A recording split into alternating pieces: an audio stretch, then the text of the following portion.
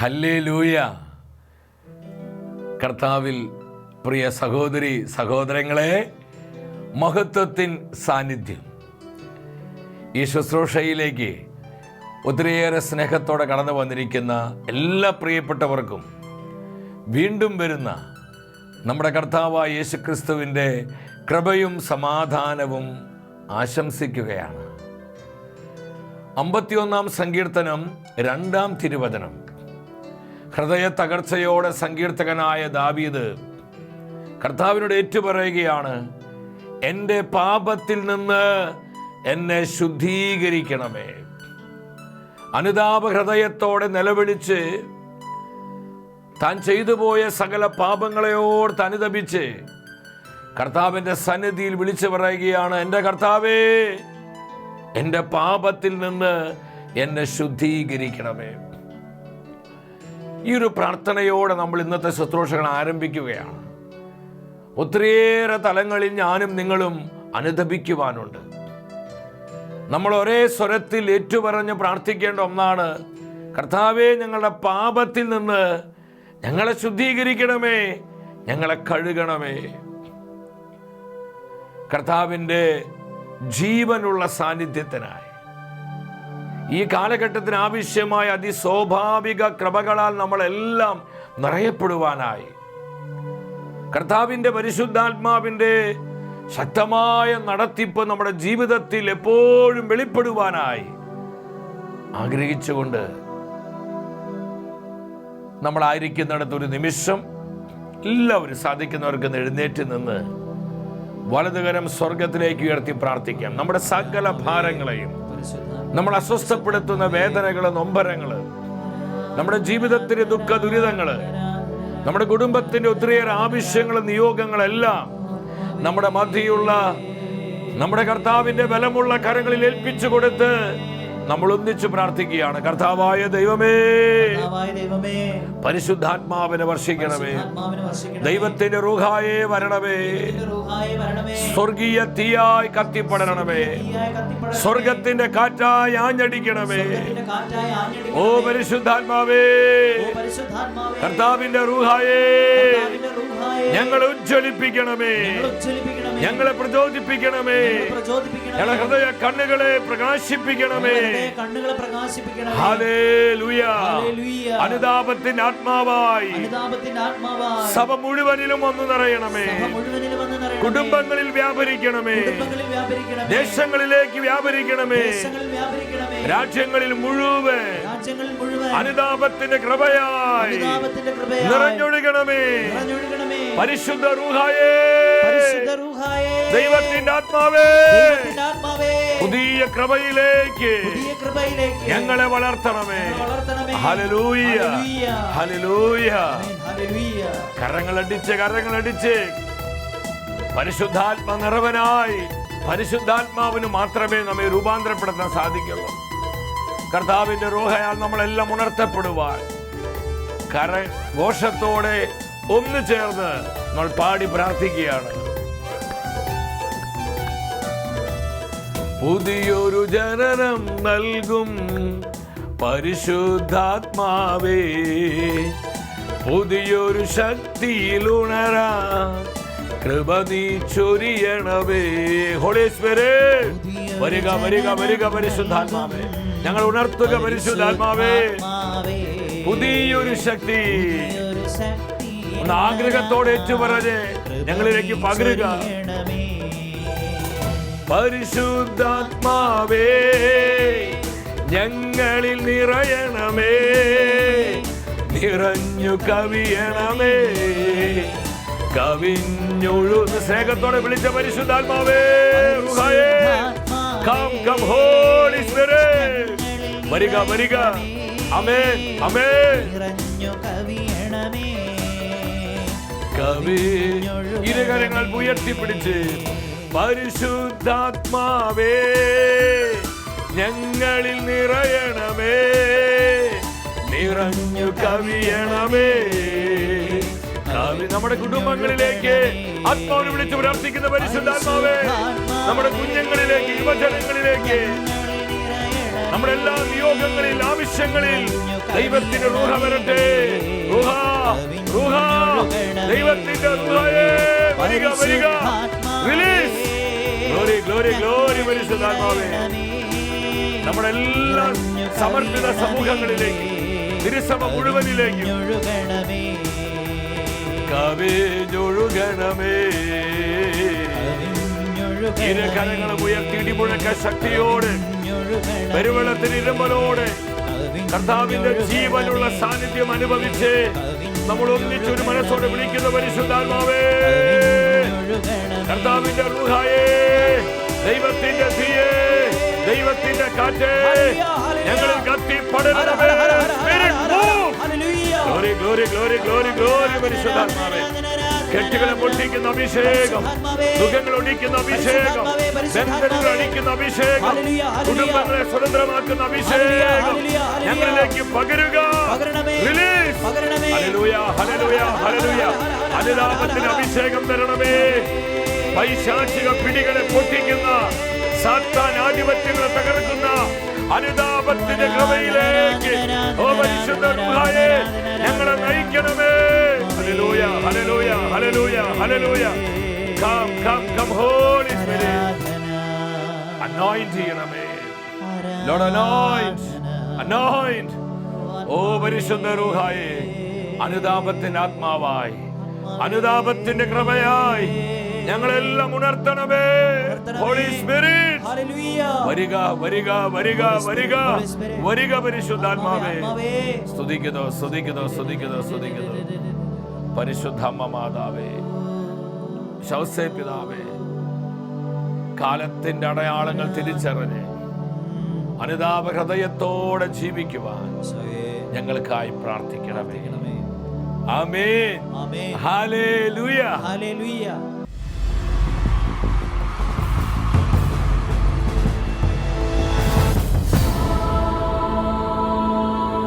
നിൻ വചനം ധ്യാനിക്കുമ്പോൾ. പ്രിയ ദൈവമക്കളെ, കർത്താവിൻ്റെ വചനത്തിൻ്റെ മുൻപിൽ പ്രാർത്ഥനാപൂർവ്വം നമുക്കായിരിക്കാം.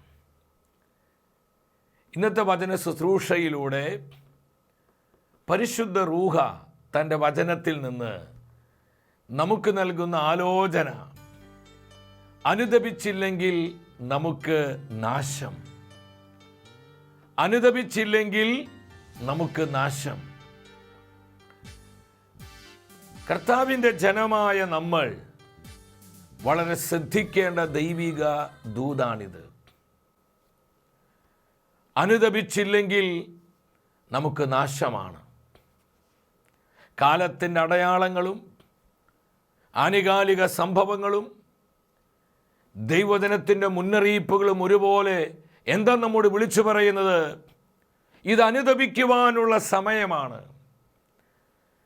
കർത്താവിലേക്ക് തിരിയേണ്ട സമയം,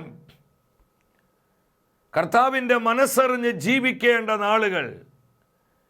ലോകത്തിൻ്റെ വ്യഗ്രതയിൽ നിന്ന്, സുഖലോലുപതയുടെ സ്വാധീനത്തിൽ നിന്ന്, വിവിധങ്ങളായ ആസക്തികളുടെ പിടികളിൽ നിന്ന് നമ്മൾ വിമോചിതരായി നമ്മുടെ ജീവിതം, നമ്മുടെ കുടുംബം, നമ്മുടെ സാഹചര്യങ്ങൾ, നമ്മുടെ സമൂഹമെല്ലാം കർത്താവിനായി ഡെഡിക്കേറ്റ് ചെയ്യേണ്ട, പ്രതിഷ്ഠിക്കേണ്ട കൃപയുടെ സമയമാണ് സഹോദരങ്ങളെ.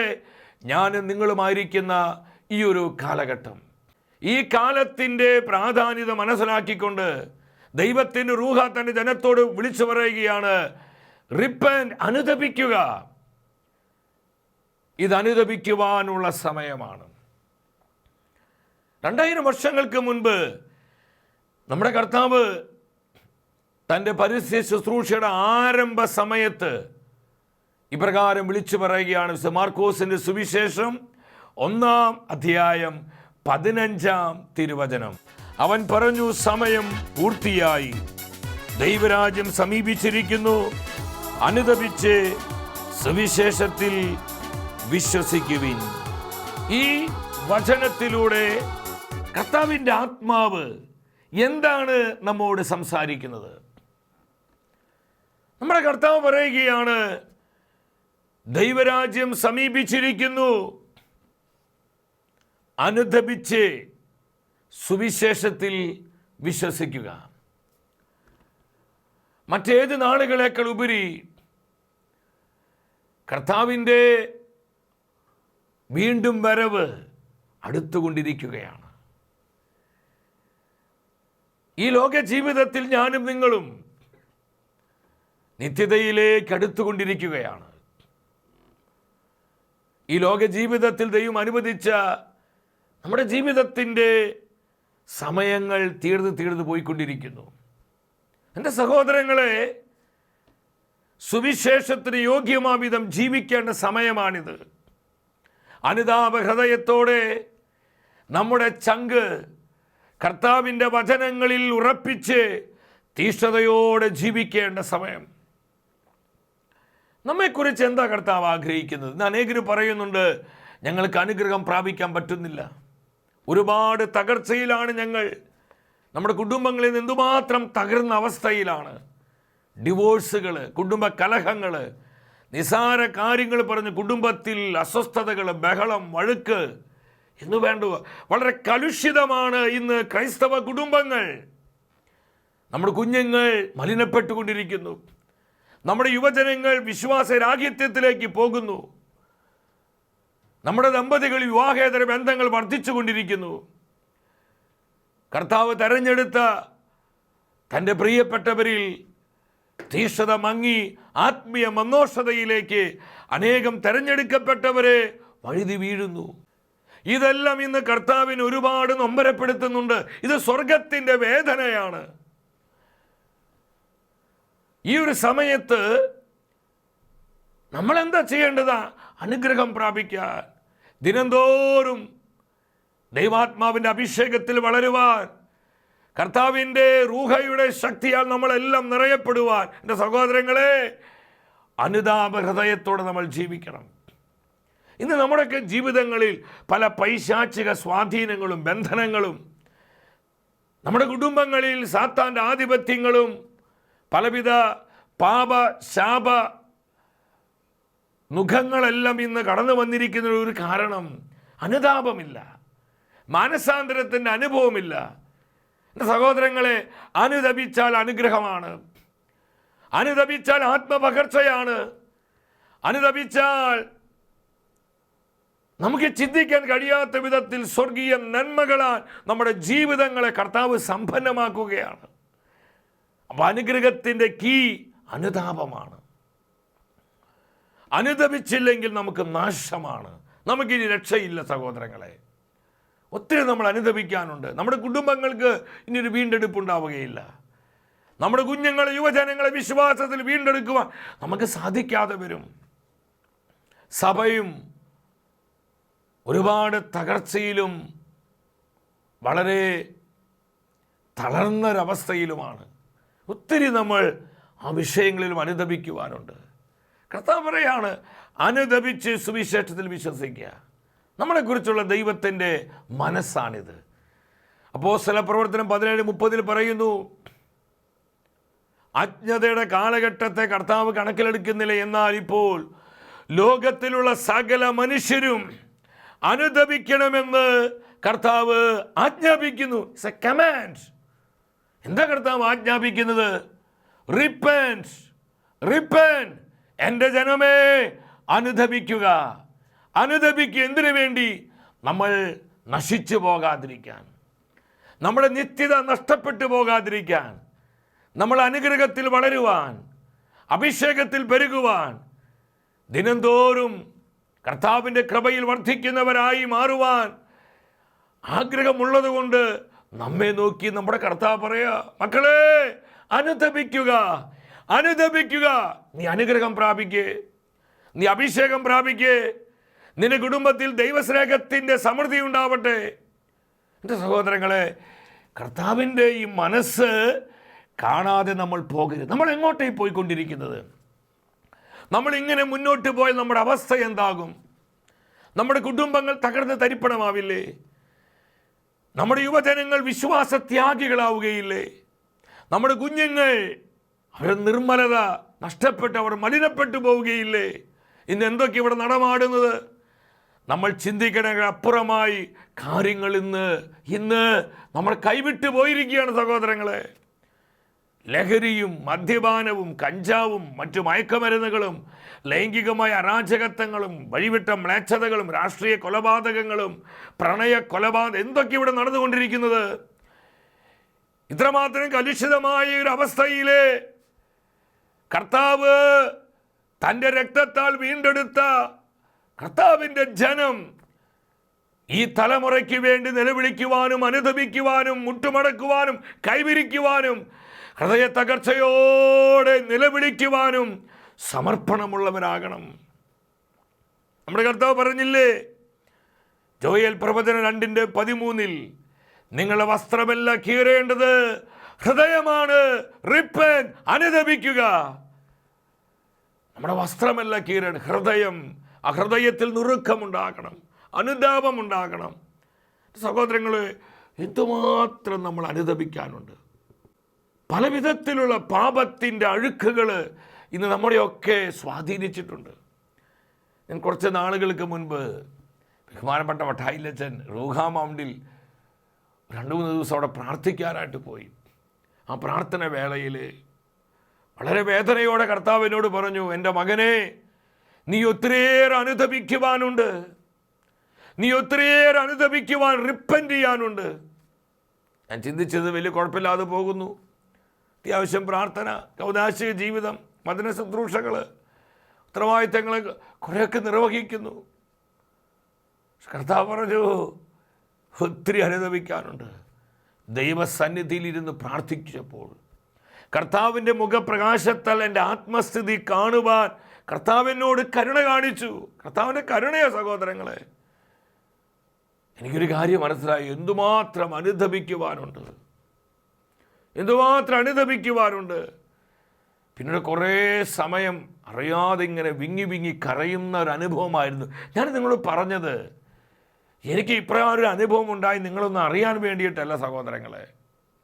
നമ്മുടെ ധാരണ വലിയ കുഴപ്പമില്ലാതെ നമ്മൾ മുന്നോട്ട് പോകുന്നുവെന്ന കർത്താവിൻ്റെ മനസ്സിലോട്ട് നമ്മൾ നോക്കുമ്പോൾ എന്നെക്കുറിച്ചും നിന്നെക്കുറിച്ചുമുള്ള കർത്താവിന് ചില പ്രതീക്ഷകളും സ്വപ്നങ്ങളുണ്ട്. അതിനനുസരിച്ചാണ് ഞാൻ ജീവിക്കുന്നത്, അതിന് യോഗ്യമായിട്ടാണ് ഞാൻ ജീവിക്കുന്നത്. എൻ്റെ കുടുംബം, എൻ്റെ കുഞ്ഞുങ്ങൾ, എൻ്റെ ബിസിനസ്, എൻ്റെ ജോലി, എൻ്റെ ബന്ധങ്ങൾ, എൻ്റെ ഇൻട്രാക്ഷൻസ്, ഇതെല്ലാം എൻ്റെ കർത്താവിൽ നിന്ന് യോഗ്യമാം വിധമാണോ ഞാൻ ചെയ്തുകൊണ്ടിരിക്കുന്നത്? അല്ല സഹോദരങ്ങളെ, നമുക്ക് എവിടെയൊക്കെയോ വഴി തെറ്റുന്നുണ്ട്, എവിടെയൊക്കെ നമ്മൾ താളം പിഴയ്ക്കുന്നുണ്ട്, നമ്മൾ എവിടെയൊക്കെ കർത്താവിനെ നൊമ്പരപ്പെടുത്തുന്നുണ്ട്. പലപ്പോഴും നമ്മുടെ ജീവിതത്തിൽ നമ്മുടെ കർത്താവ് അന്യനായി മാറുന്നുണ്ട്. അതുകൊണ്ട് വേദനയോടെ പറയുന്നു, മക്കളെ, അനുതപിക്കുക, അനുതപിക്കുക, അനുതപിക്കുക. കർത്താവിലേക്ക് തിരിയേണ്ട സമയം. വസ്ത്രമല്ല, ഹൃദയം കീറണം. ഹൃദയമാണ് കീറേണ്ടത്. സക്രിയ പ്രവചനം 1:3 പറയുന്നു, നിങ്ങൾ എൻ്റെ സന്നിധിയിലേക്ക് മടങ്ങി വരിക, അപ്പോൾ ഞാനും നിങ്ങൾ അരികിലേക്ക് മടങ്ങി വരും. ഇതാണ് റിപ്പൻറ്റൻസ്, ഇതാണ് അനുതാപം. കർത്താവിൻ്റെ സന്നിധിയിലേക്ക് നമ്മൾ മടങ്ങി വരിക. എൻ്റെ സഹോദരങ്ങളെ, ഇതതിനുള്ള സമയമാണ്. ഇന്ന് കാലുവെന്ത നായെ പോലെ ഈ ലോകത്തിൻ്റെ സുഖലോലുപത അനുഭവിക്കുവാൻ നമ്മളൊക്കെ ഇന്ന് പരക്കം പായുകയാണ്. ലോകത്തിന് നിറങ്ങളും വർണ്ണങ്ങളൊക്കെ നമ്മളെ ഒരുപാടിന്ന് രോമാഞ്ചമണിയിപ്പിക്കുന്നു. നമുക്കിന്ന് ഒരുപാടത് സന്തോഷം എന്നാണ്. എന്നാൽ കർത്താവ് എന്താ പറയുന്നത്? നിങ്ങൾ എൻ്റെ സന്നിധിയിലേക്ക് മടങ്ങി വരണം. ഇതൊന്നും കണ്ട് നമ്മുടെ ഹൃദയം വ്യതിചലിച്ചു പോകരുത്. അനുതപിച്ചില്ലെങ്കിൽ എന്ത് സംഭവിക്കും പ്രിയപ്പെട്ടവരെ? വെളിപാട് പുസ്തകം 2:5 എഫെസോസിലെ സഭയോട് കർത്താവ് പറയാ, നിനക്കാദ്യമുണ്ടായിരുന്ന സ്നേഹം നീ കൈവിടിഞ്ഞ് എന്നോട്, അതിനാൽ അനുതപിക്കുക, റിപ്പന്റ്.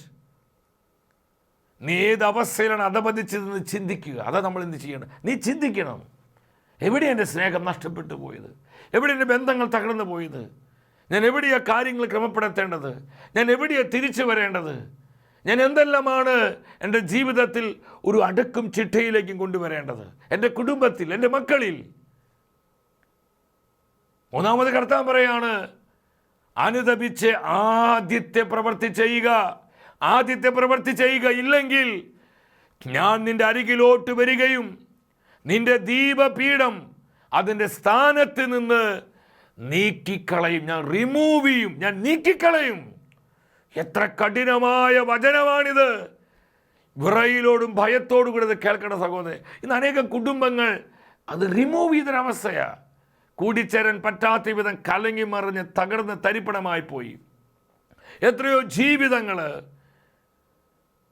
എത്രയോ ബിസിനസ്സുകൾ, ദൈവം തന്ന പല പല സാധ്യതകളും നന്മകളും അനുതാപമില്ലാതെ മർക്കടമുഷ്ടിയോടെ നമ്മുടെ സ്വന്തം താല്പര്യങ്ങൾക്കും സുഖങ്ങൾക്കും വേണ്ടി നമ്മൾ നമ്മുടെ ജീവിതം നയിച്ചപ്പോൾ, ദൈവം തന്ന മുന്നറിയിപ്പുകൾ അവഗണിച്ച് മുന്നോട്ട് പോയപ്പോൾ ഇത് സംഭവിച്ചു.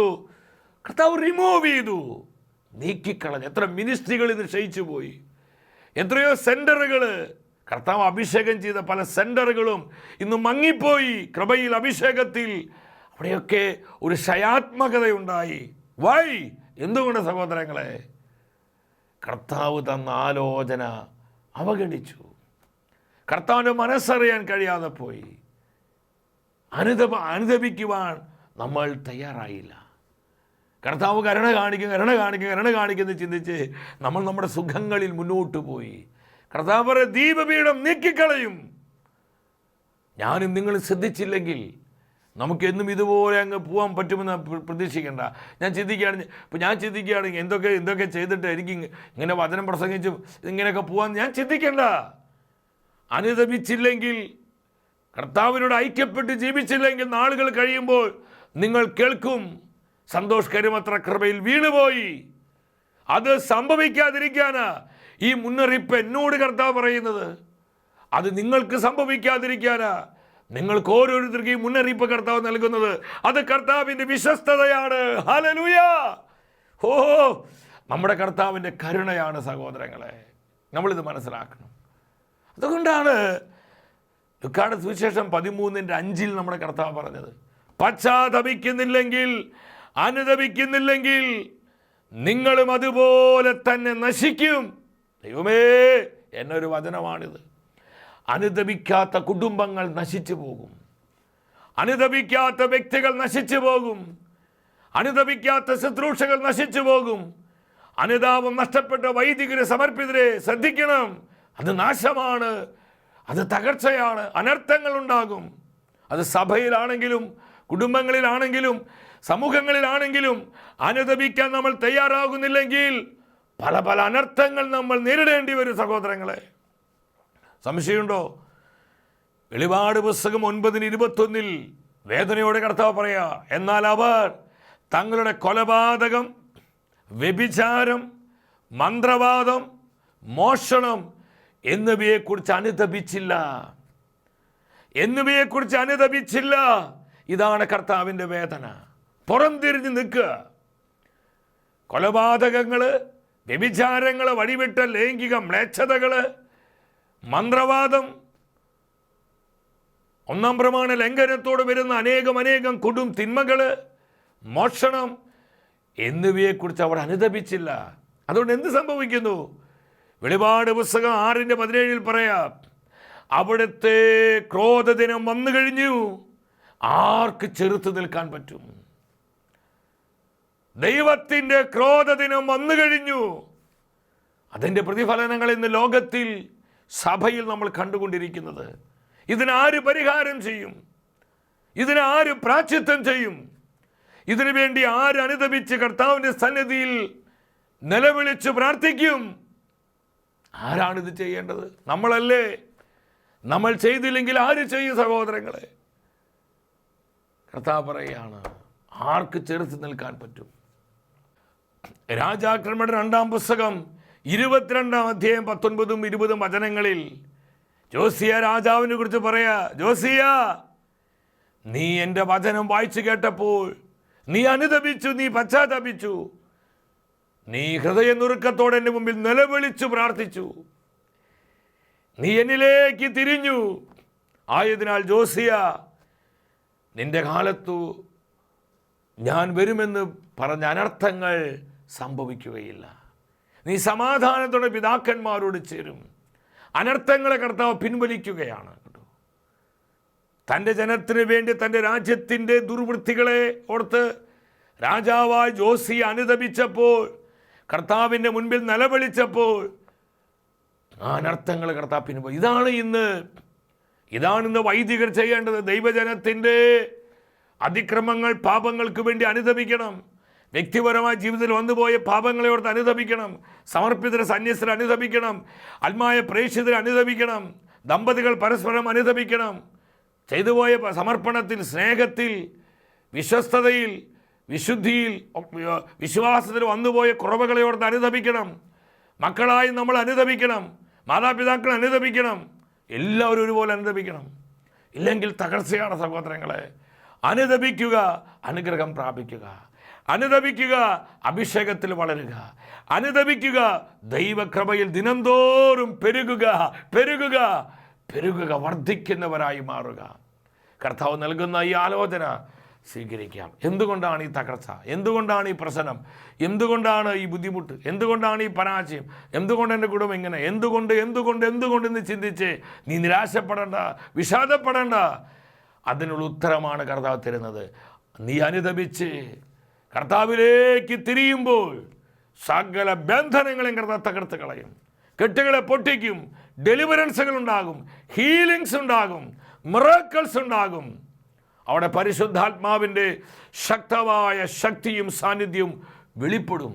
എൻ്റെ സഹോദരങ്ങളെ, ഈ സത്യം മനസ്സിലാക്കി കർത്താവിൻ്റെ കൃപയിൽ നമുക്ക് ആശ്രയിക്കാം. ദിനംതോറും നമ്മുടെ കർത്താവിൻ്റെ വചനത്തിൽ ഐക്യപ്പെട്ട് നമുക്ക് ജീവിക്കാം. വ്യക്തിപരമായ നമ്മുടെ നിയോഗങ്ങളെയും നമ്മുടെ കുടുംബത്തിൻ്റെ സകല ആവശ്യങ്ങളെയും നമ്മെ ഓരോരുത്തരെയും നമ്മുടെ കർത്താവ് സമൃദ്ധമായി അനുഗ്രഹിക്കും. മഹത്വമേ മഹത്വമേ മഹത്വത്തിൻ രാജാവേ, മഹത്വത്തിൻ സാന്നിധ്യം.